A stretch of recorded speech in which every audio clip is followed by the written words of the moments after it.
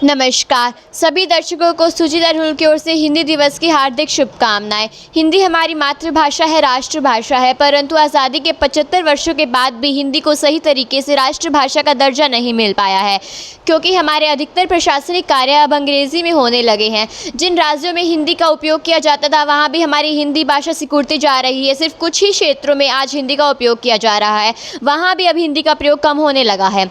इस विषय में हमारे साथ बात करने के लिए हैं हिंदी के प्राध्यापक कपिल कांत जी। सर, ग्रामीण भूमि चैनल पर आपका हार्दिक स्वागत है। आज हम अधिकतर बच्चे इंग्लिश मीडियम स्कूल में अपनी पढ़ाई कर रहे हैं। हिंदी हमारी राष्ट्रभाषा है, मातृभाषा है, परंतु फिर भी हिंदी को हम सिर्फ एक दिवस के रूप में ही मनाते हैं 14 सितंबर को, ऐसा क्यों?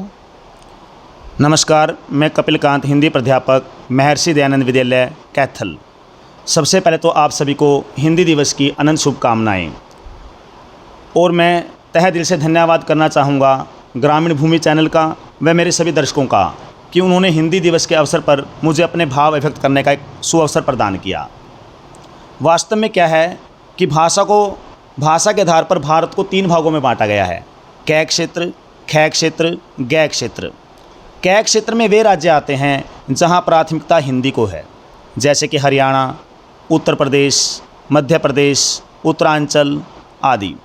खै क्षेत्र में वे राज्य आते हैं जहां द्वितीय भाषा का दर्जा हिंदी को प्राप्त है, जैसे कि पंजाब में पंजाबी फिर हिंदी, गुजरात में गुजराती फिर हिंदी। लेकिन कुछ ऐसे राज्य हैं जैसे कि दक्षिण भारत के राज्य हैं जो हमारे गै क्षेत्र के अंतर्गत आते हैं, जहां हिंदी है ही नहीं। वे अहिंदी राज्य कहलाते हैं। वहां पर मुख्य तौर पर तमिल, तेलुगु, मलयालम और कन्नड़ ही बोली जाती है। इसी उद्देश्य को ध्यान में रखकर महात्मा गांधी जी ने दक्षिण भारत प्रचार सभा की स्थापना की थी, ताकि हिंदी भाषा का प्रचार हो, प्रसार हो। तो हिंदी भाषा के प्रचार प्रसार के साथ वो पूरी राष्ट्रभाषा भी बने। अंततः 14 सितंबर 1949 को हमारी संविधान सभा में भी यह निर्णय लिया गया कि हिंदी जो होगी वो हमारे राष्ट्र की आधिकारिक भाषा होगी, हमारे देश की राष्ट्रभाषा होगी। सर, हमारे देश में अनेकों भाषाएं बोली जाती हैं, सभी भाषाओं की अपनी अपनी अलग अलग विशेषताएं हैं। तो हिंदी भाषा की ऐसी कौन कौन सी विशेषताएं हैं जो उसे अन्य भाषाओं से अलग करती हैं? हिंदी हमारी मातृभाषा है। मातृभाषा होती क्या है? एक बच्चा अपने परिवार से जो भाषा सीखता है वो उसकी मातृभाषा होती है। जैसे पंजाब में वो पंजाबी सीखा, उत्तर प्रदेश में, हरियाणा में वो हिंदी सीखा। अब आप कहेंगे कि हरियाणवी भी क्या एक भाषा है?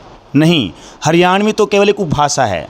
भाषा वह होती है जिसमें साहित्य भी रचा जाता है और जो संचार के कामों में भी प्रयुक्त की जाती है।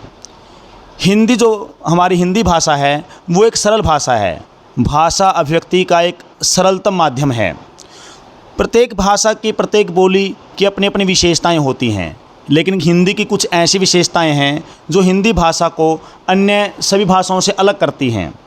पहली, हिंदी भाषा की लिपि देवनागरी है, जिसे देवों की लिपि कहा गया है। तो इसका यहाँ पे एक आध्यात्मिक महत्व है। हिंदी की देवनागरी लिपि में हम भारत की सभी भाषाओं को लिख सकते हैं। दूसरा, हिंदी एक वैज्ञानिक भाषा है, अर्थात हिंदी में जैसा लिखा जाता है वैसे ही बोला जाता है। तो हिंदी अपने आप में एक वैज्ञानिक भाषा है। किसी भाषा की सबसे बड़ी विशेषता क्या होती है कि उस भाषा में अन्य भाषाओं के शब्द को आत्मसात करने की शक्ति कितनी है। हिंदी हमारी एक ऐसी भाषा है जिसमें 3500 के आसपास शब्द तो फारसी भाषा के, अंग्रेजी भाषा के, उर्दू भाषा के, पुर्तगाली भाषा के शब्द समाहित करने की शक्ति है। जो पपीता शब्द हम पढ़ते हैं वो पुर्तगाली भाषा से हिंदी में आया है। तंबाकू शब्द है, अलमारी शब्द है, ये पुर्तगाली भाषा से हिंदी में आए हैं। बारिश शब्द है जो फारसी से हिंदी में आया है। और जो हम एक शब्द प्रयोग करते हैं एकड़, वो अंग्रेजी भाषा का है, लेकिन वो अंग्रेजी भाषा से हिंदी में आया है। चीनी, लीची, चाय, ये शब्द जापानी भाषा के हैं, चीनी भाषा के हैं, जो हिंदी में आए हैं। तो हम पाएंगे कि हिंदी एक ऐसी भाषा है जिसमें सभी भाषाओं के शब्दों को आत्मसात करने की एक क्षमता है। तो मैंने पहले ही कहा कि वह भाषा और भी ज़्यादा सुसमृद्ध होगी, संपन्न होगी, जिसमें अन्य भाषाओं के शब्दों को आत्मसात करने की क्षमता होगी। और यह एक अपने आप में सबसे बड़ी विशेषता है। सर, हम आपसे जानना चाहेंगे कि किसी देश व समाज की उन्नति में भाषा का किस प्रकार से और कितना योगदान होता है? भाषा हमारी अभिव्यक्ति का साधन है। किसी भी समाज के लिए भाषा उसका एक नितांत आवश्यक अंग है। बिना भाषा के या बिना मातृभाषा के किसी भी सभ्य समाज की कल्पना नहीं की जा सकती। यह हमारे राष्ट्र और समाज का अस्तित्व है।